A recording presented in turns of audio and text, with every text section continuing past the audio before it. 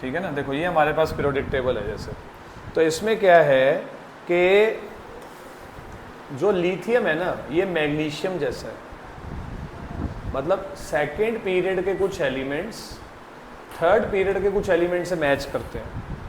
सुनने की बात है। देखो जब आप यहाँ से यहाँ जाते हो तो साइज डिक्रीज होता है ना, होता है कि नहीं होता। मतलब जब आप लिथियम से मैग्नीशियम आए तो एक बार साइज क्या हुआ, डिक्रीज हुआ, फिर जब आप नीचे आए तो साइज क्या हुआ, इंक्रीज हुआ।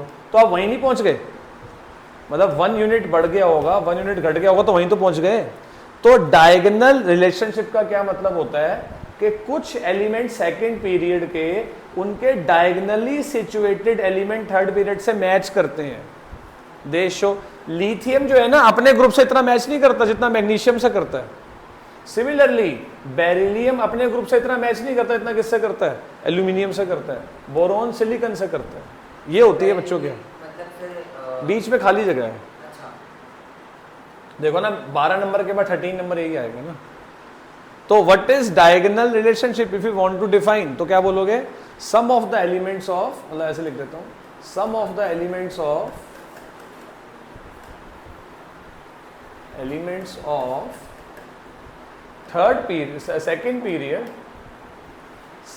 Period shows similarities। ऐसे सोडियम किसका हुआ, उल्टा नहीं होता विद थर्ड पीरियड, मतलब सोडियम कैल्शियम से है? नहीं है। क्यों? देखो सोडियम कैल्शियम से नहीं है, उसका रीजन बताता हूं, नहीं है उसका रीजन बताता हूं। यहां जाके साइज इतना नहीं घटता जितना नीचे आके बढ़ जाता है। शुरू में तो ये हो जाता है, बाद में नहीं है। इसलिए मैंने यहां पर एक वर्ड यूज करा है, क्या, second period and third period. मतलब सिर्फ इन्हीं में है, lithium, magnesium, beryllium, aluminium, boron, silicon. ये चैप्टर 3 का लास्ट का टॉपिक है, जिसको क्या बोलते हैं बेटे, diagonal relationship of, diagonal relationship, ठीक है ना। लिख लो एक बार, टेबल बना लो, फिर एक टॉपिक और कर लेते हैं।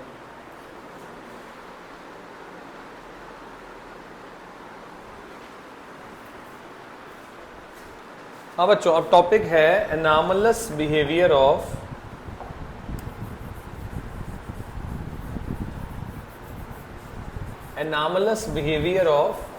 सेकेंड पीरियड एलिमेंट्स में। सेकेंड पीरियड में है lithium, beryllium, boron, carbon, nitrogen, oxygen, fluorine. एक तरह से ये समझ लो कि ये एलिमेंट्स जो है ना अपने ग्रुप के पहले एलिमेंट है। हाइड्रोजन को यहां मत रखो। तो लिथियम जो है ना उसका साइज कुछ ज्यादा ही छोटा है, उसकी आयनाइजेशन एंथैल्पी कुछ ज्यादा ही बढ़ी हुई है। तो lithium does not show many properties of group 1। जैसे कि बाकी सारे कंपाउंड्स, ये सारे बाकी के सारे कंपाउंड्स आयोनिक कंपाउंड बनाते हैं, ये क्या बनाते हैं, कोवेलेंट बनाते हैं। अब आयनिक क्या होता है, कोवेलेंट क्या होता है, आज चैप्टर 4 अभी शुरू करेंगे, उसमें आपको एक बार दोबारा से बताएंगे, ठीक है ना। तो इसमें आप लिख लो, टॉपिक का नेम क्या है बच्चों, एनामलस बिहेवियर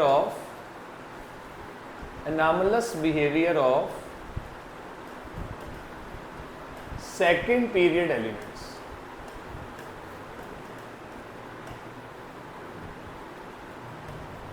ठीक है ना। और इसमें लिखो, मैं बोलता हूं, the first element of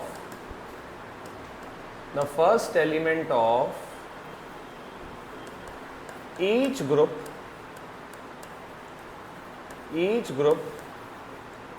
shows different properties than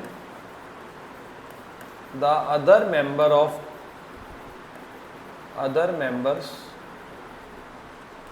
of the group।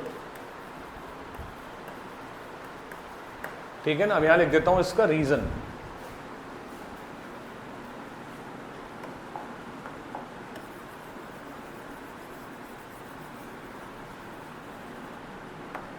तो रीजन में आप बोल देना,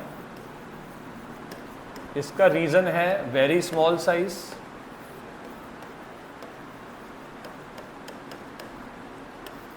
high nuclear charge,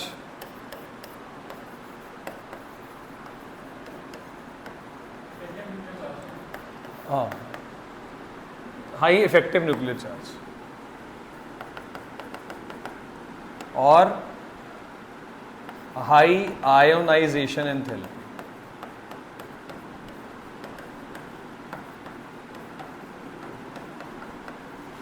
and high electronegativity as well.